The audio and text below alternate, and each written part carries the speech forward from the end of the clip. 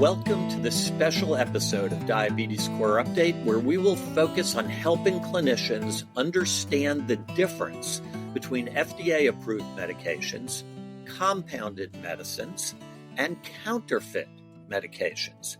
This is an area that has become relevant for all of us since the rise in prescribing of highly effective weight loss medicines, particularly semaglutide and tirzepatide, and that has led to both compounded and counterfeit medications being sold to and purchased by patients far more commonly than any time I can remember. It's important to understand that compounded medications are not FDA approved, and the process for manufacturing these products does not undergo FDA review for safety, quality, or effectiveness. In fact, the FDA issued an alert in July of 2024 detailing dosing errors with semaglutide products. We'll talk more about all this later. Even more concerning are counterfeit products, which may or may not even contain the ingredients that the packaging says they contain. This is a confusing area for both patients and clinicians alike. We aim to clear up some of that confusion. I'm your host, Dr. Neil Skolnik, Professor of Family and Community Medicine at the Sidney Kimmel Medical College of Thomas Jefferson University. To discuss this critical public health issue, we're going to first discuss the careful processes that are involved in the manufacture and distribution of FDA-approved medications, and then contrast that with what we know and at times don't know about the manufacture and distribution of both compounded and counterfeit medications. Joining us to discuss this topic are two experts in the field. First, we will talk to Mr. Ed Hernandez. Mr. Hernandez is Executive Vice President at Eli Lilly Company and President of Manufacturing Operations at Lilly. Ed provides oversight for manufacturing sites in 12 countries across North America, South America, Europe, and Asia that manufacture the final parenteral product that is the non-oral formulations of Lilly medicines. Welcome, Ed.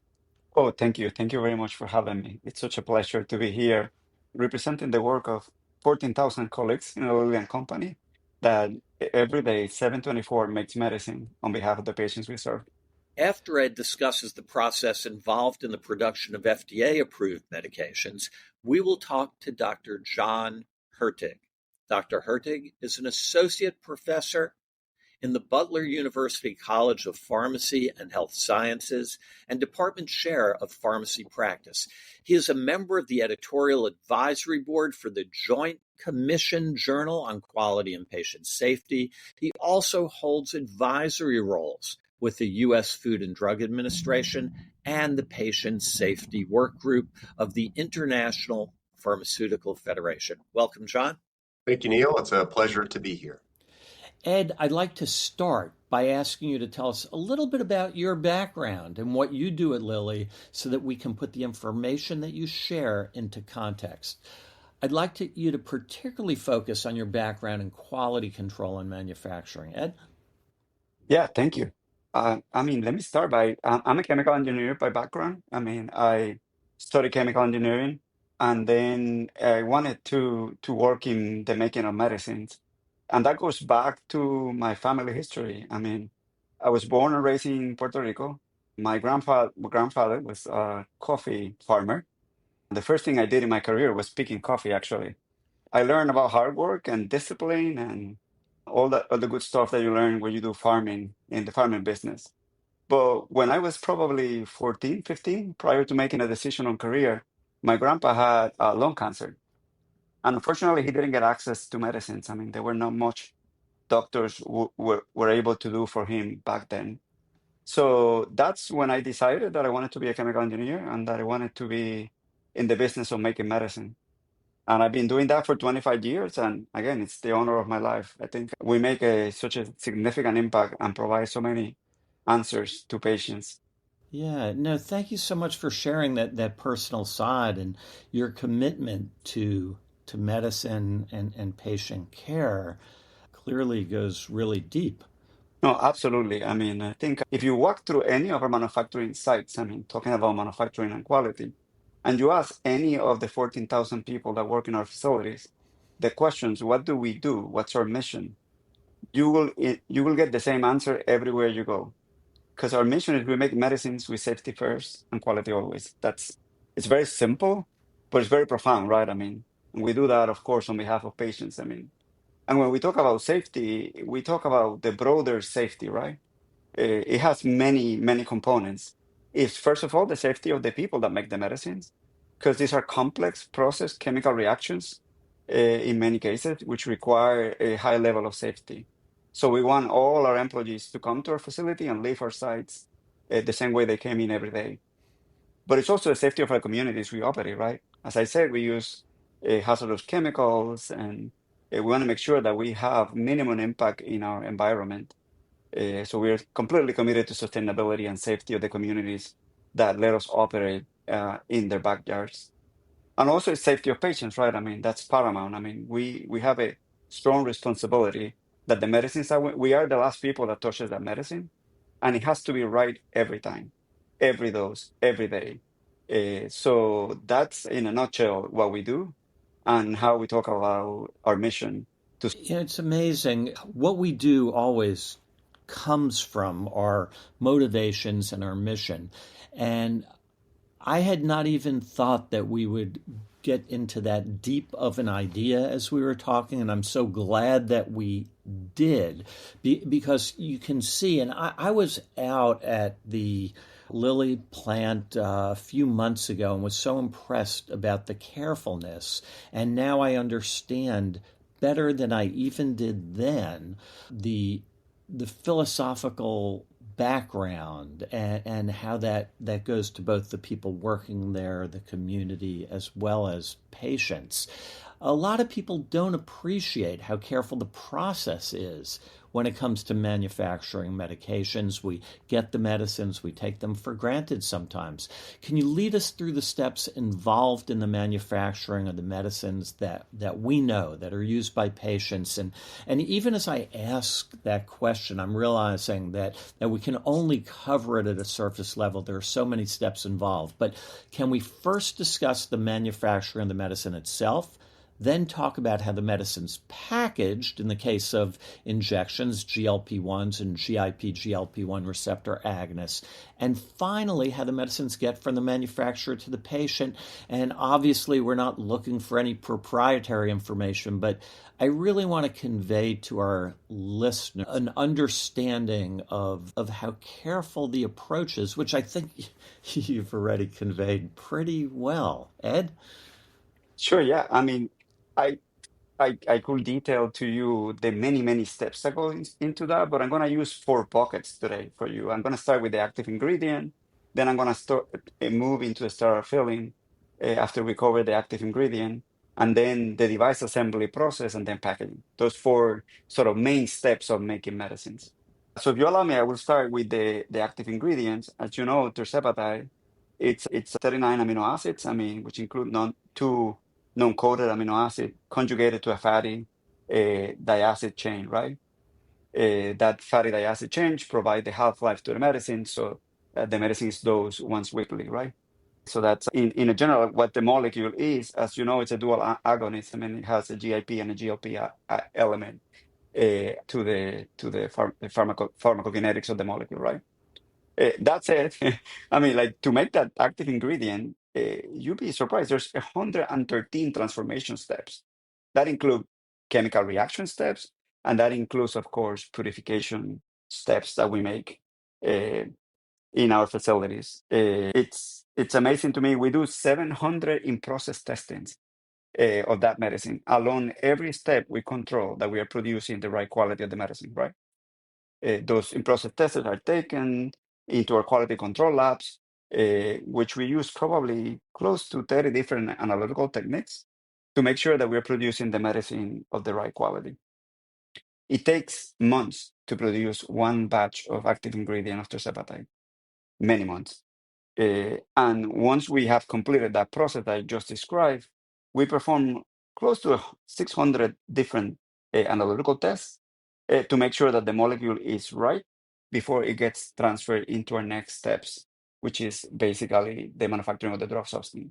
Ed, that is an amazing description. And for someone like myself, a doctor who prescribes these medicines all the time and who has always assumed a carefulness to the manufacturing process, I am just in awe of the level of detail, the number of steps, the amount of checks along the way that are involved. And I had no idea about this.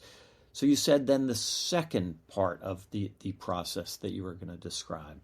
Yeah, that is what we call the drug product process, right? In which we do the sterile filling. As you know, tirzepatide, Mounjaro, and Zepbound are both injectable drugs. I mean, so we have to make 100% certain that drug is completely sterile when the patients inject them, right? So that is a very complex process. And if you allow me, I can go back to how we select the container closure in which the drug goes into, right? That would be great. That is a very sophisticated process in which we basically select a quality of glass that meets our specs, and we test that that glass doesn't have any chemical reaction or physical reaction with the drug product and the excipients in which we formulate the medicine, right? That includes testing on leachables, structables, chemical compatibility, and of course, I mean, is complex microbial testing, including the process we use to sterilize those components before they get into our facilities, right? Once we had done that testing, we set specifications to our suppliers, right? And every time a single batch comes through a door, we test to those specifications. We have a quality agreement with those suppliers, and we audit those suppliers against those specs. And we continuously make sure that the container closure, which is just the vial, the syringe, or the cart in which the drug goes into, it's always of the right quality. Like once that container closure comes to our facility and it's been tested and we know it's of the right quality, it gets into a sterile filling process, right?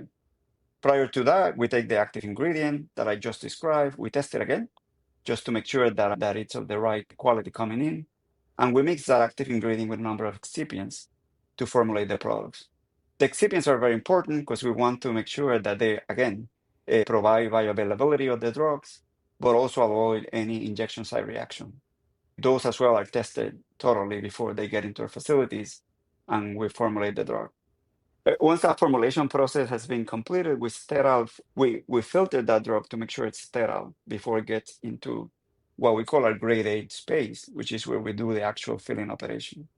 That grade A space is one of the most important steps we do because we need to make sure that that air quality, everything when the product is exposed, continue to assure that the product is sterile. Just to get you an idea, I mean, this is a few fun facts.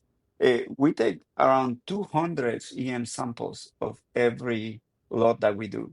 EMs are basically we monitor the air, the surfaces, and the people that get into the grade A space.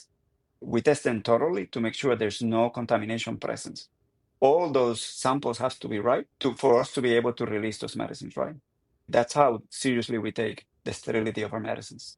Ed, this is nothing less than awe-inspiring. And I have to say again, on the user end, we have certain assumptions. And when I hear in talking with you the amount of detail, the amount of thought that goes into making these medicines, I have to say I'm left with both awe and gratitude. And let's go on now to the next part of the process. Sure. Yeah, before I go there, I mean, like, just to give you again a little bit of more context of what we do, once that we have sealed the container with the appropriate plunger or stopper, then that medicine goes into what we call visual inspection. And visual inspection is a very detailed process in which we verify that the vial, the syringe, or the cart is free of particles or free of anything that could create a quality issue for a product. And the way we do that, it's very automatic, and we use machine learning, artificial intelligence, and multiple cameras. Every syringe, every vial, every cart, we take an average 70 pictures And we analyze through artificial intelligence and machine learning every one of those pictures to make sure that what's in there is just the medicine and nothing else that could have created a contamination for the product. That's how serious we take this, right? And then after that, we do another round of testing, right? In which we take probably 35 different tests, and we generate this. This will amaze you. For every batch we produce, 15,000 lab entries of the different tests that we do through 20 different analytical techniques. That's how serious we take the quality of our medicines. You know, Ed, again, it is so helpful to hear this, and there's those two different pieces. There's the incredible carefulness in the process of manufacturing, and that alone, you don't just assume that it works. There's that quality control and check on the other end to make sure that what's coming out, as careful as the process is what you want. And we haven't even gotten to packaging and distribution yet. Then what Yeah, happens? yeah, sure, absolutely. Before those ranges get released to device assembly, packaging, and distribution, we have another control, which is like beyond QC, we do QA, our quality assurance, right? Which professionals are independent from the manufacturing organization, review all the data we had generated. And they look into more than two options in 10 different systems, including the batch record, to make sure that all the data that we have generated is consistent with the specs that we have registered in all the countries we supply these medicines, right? I mean, like the process that I just described from the getting the API into the drug product side to releasing the medicine is a 60-day process. This is how careful we are and how much time we take to make sure that once that syringe leaves our facilities, it's perfect every time. And then That's it goes great. into the device assembly, right? Which I don't know if you're familiar with Monjaro and tirzepatide. We Sure. provide that in an auto injector, which is to me one of the most simple yet most marvelous systems that I had. I'm an engineer, right? So I love these things. I mean, that auto injector has 14 components, 12 plastic parts, and 2 metal springs that comes together to form a device. Just another fun fact for you. I mean, every plastic component that we do has from anything from 10 to 40 individual dimensions that has to be met in order for the device to work properly. Many of those are like 0.1 millimeter tolerances. You're talking about the thickness of a paper. That's how careful we are manufacturing those components.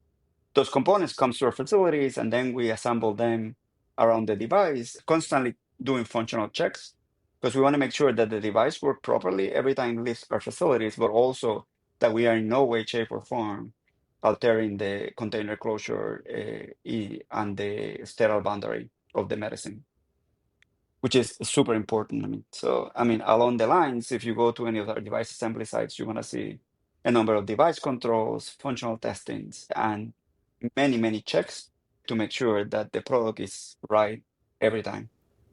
Fantastic. And can you then briefly tell us how the medicine gets from the manufacturing plant to the patient? I know that we all know that medicine boxes have lot numbers stamped on them. Can you tell us why that is so?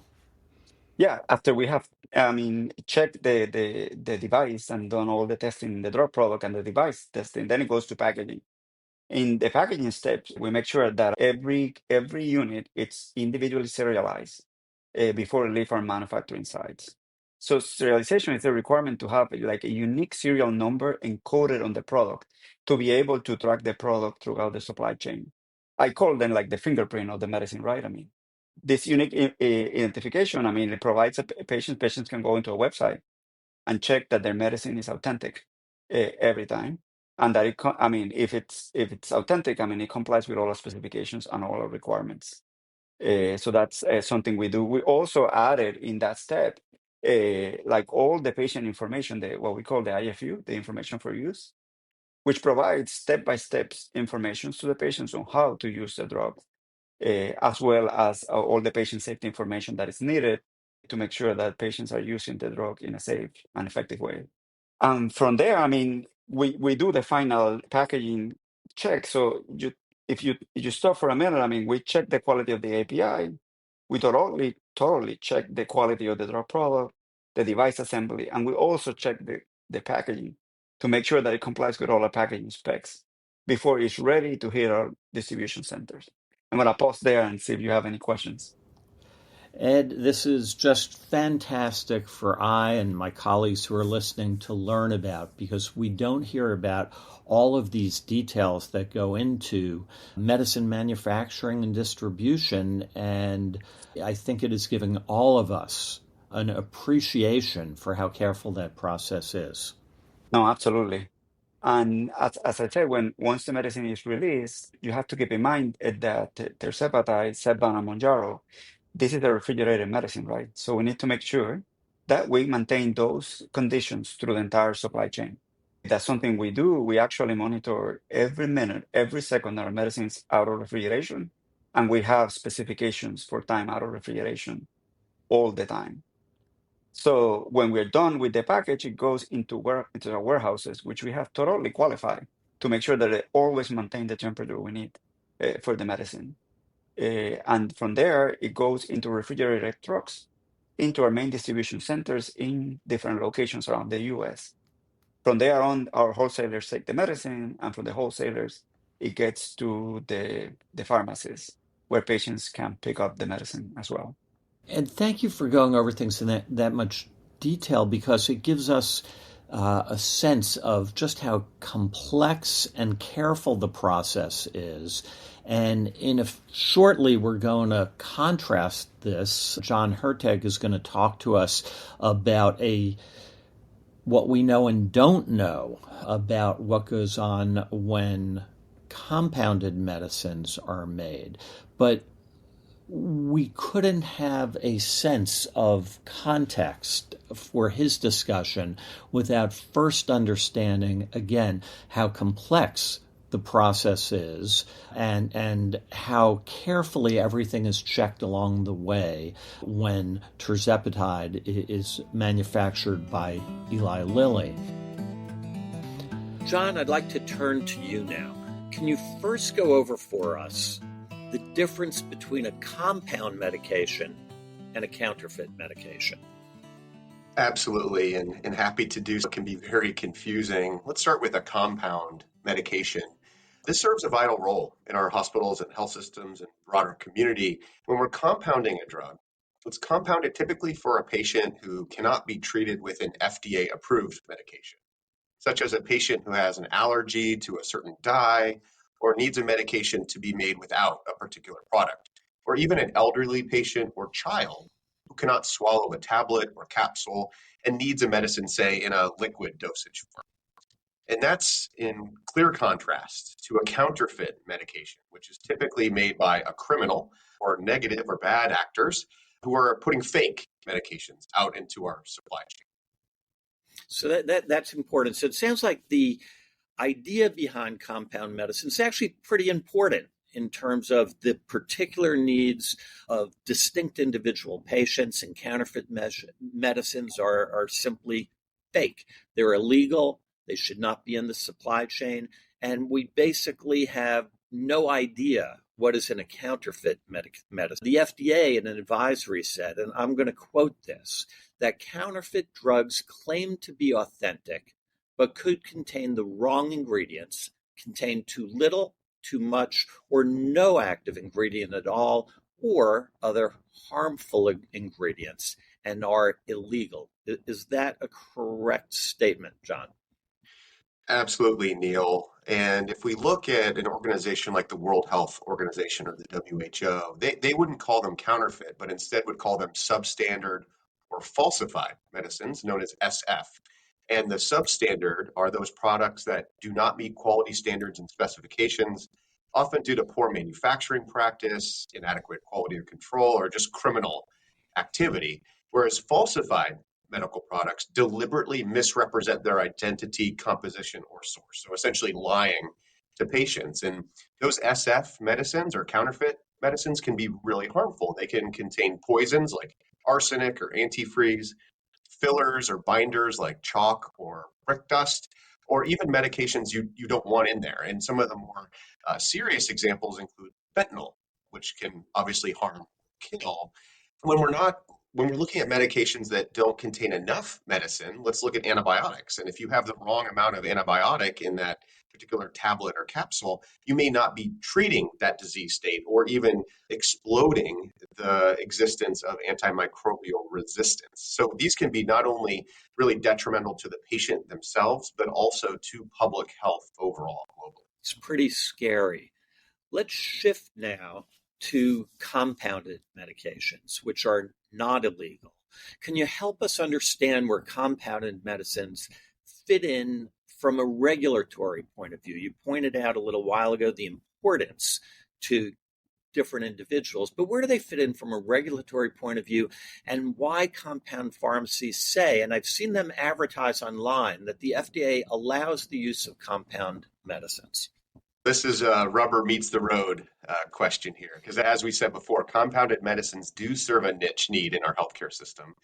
Practitioners in our community, in our hospitals, clinics, and other health facilities do need compound drugs and give those medicines to patients, but they aren't necessarily FDA approved, but might still be medically necessary. Now, there's two different regulations that serve us when we are thinking about compounds. In these situations where a patient needs something that isn't FDA approved or available, that compound serves an important patient need. For example, your local pharmacy may operate under what's called Section 503A of the Food, Drug, and Cosmetic Act. So that 503A is whereby patients can receive a particular specific prescription because they need a special medication compound. This is often done at a specific local pharmacy. These pharmacies are regulated by state boards. Now, compounders may also prepare compounded versions of a drug on FDA's drug shortage list. So if it's on a shortage list, it may not be available from the manufacturer. And so we can make essential copies of that drug if it meets certain conditions under federal law. However, these compounded products are still not FDA approved. This means that the FDA does not verify the safety or effectiveness or quality of them before they're marketed or sold.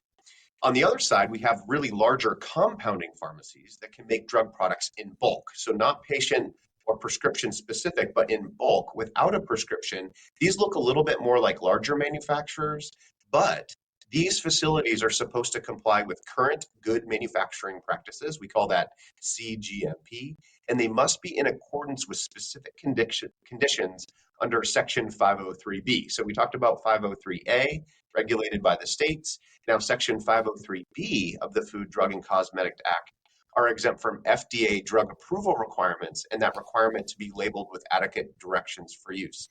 These entities are often called outsourcers or outsourcing facilities, and these should be registered with the FDA federally for oversight. That is so helpful in terms of clearing that up, because there is a big difference between if I have a 90-year-old patient, Mrs. Jones, who can't swallow a pill and needs it in a liquid formulation for that local pharmacy to make it for her. Boy, that seems important and useful. Versus large quantities you were discussing here. Can you go over for us the process that a person can assume is used when they purchase a compound medication? Well, unfortunately, in today's healthcare environment, a person on good faith trying to get a medication may not be fully aware of the variety of processes that might be out there behind making their medication. In general, if a patient goes to a provider, gets a legitimate prescription, gets that prescription filled by a legitimate state licensed pharmacy, and gets that product that's either FDA approved or at least had gone through some oversight with the FDA, you can be really comfortable with that product that you're obtaining. Unfortunately, there's been an explosion in growth of actors out there that might not be following the exact letter of the law. And maybe you don't have a bona fide relationship with your physician. You're going to a pharmacy that yesterday wasn't making sterile products, but today is now trying to do so and might not have those quality regulations and oversight that are really needed, particularly with sterile products. So if you're not going through these traditional supply chains, if you're going somewhere that doesn't require a prescription, that might be selling a substandard or falsified or counterfeit medication, you really don't know what you're getting on that other end. And that can come with some significant patient safety risk. That sounds pretty scary because we heard just a little while ago when Ed was talking about the incredible degree of carefulness and quality control that goes into traditional pharmaceutical manufacturing.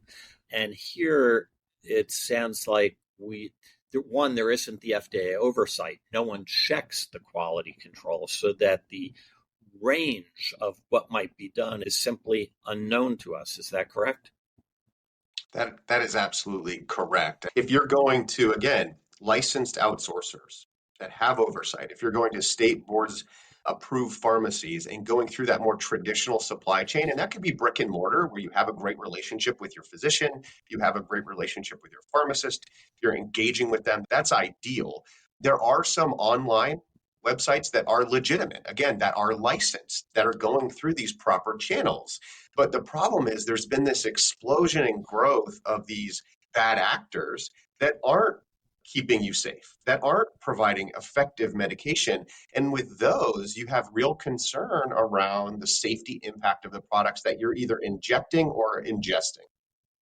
Yeah, and when you mention sterile processes and then the term injection, I get scared when there isn't clarity about sterile processes around there.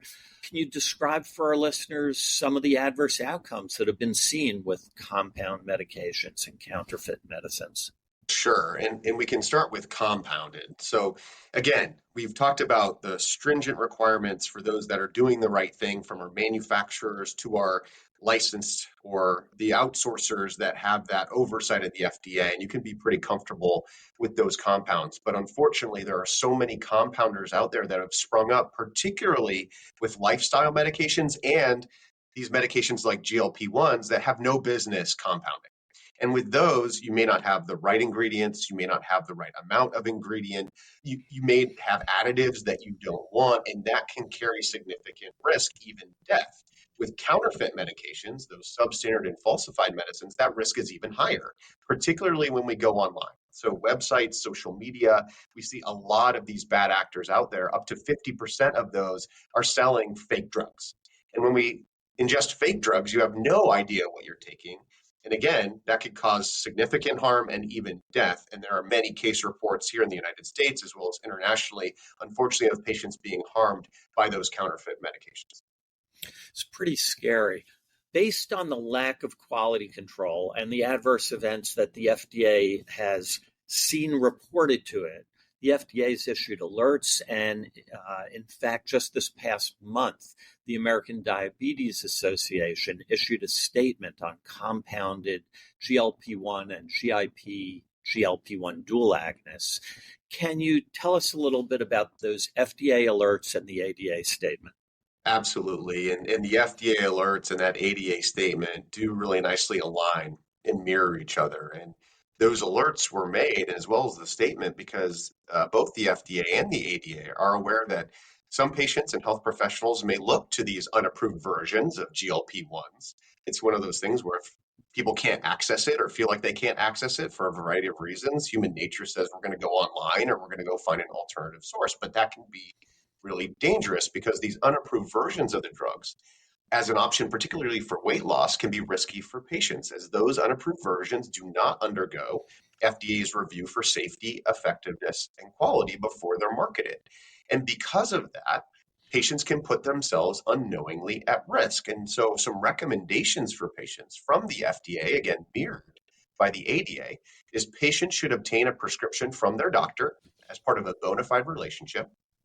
Fill that prescription at a state licensed pharmacy.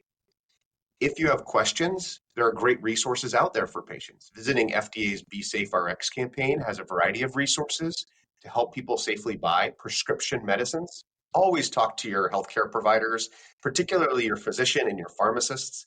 Pharmacists, for example, are the medication use experts. So if you have questions about their medicines, they can help you access safe sources, because that's what we want: safe and effective medication.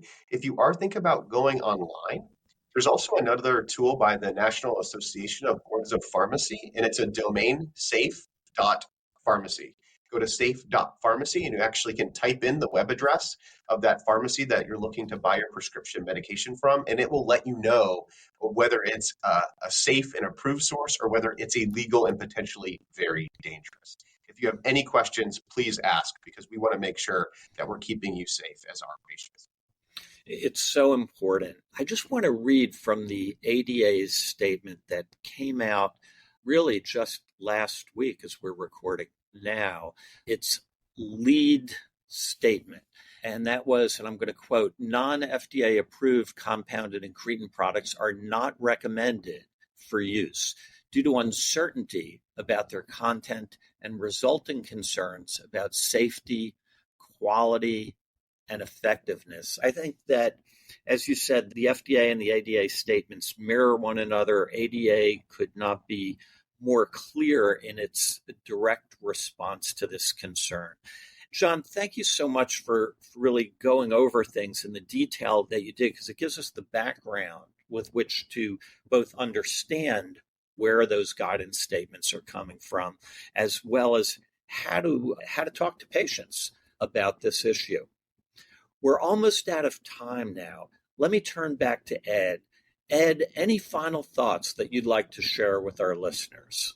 Hey, no, thank you. Thank you for the opportunity to be here. I mean, I would say like one final thought that I want to share with your listeners. It's one important thing for people to remember that Lilly entire supply chain is subject to FDA inspections and require FDA's prior approval, which is the gold standard for assurance that Lilly medicines are effective, safe, and sterile.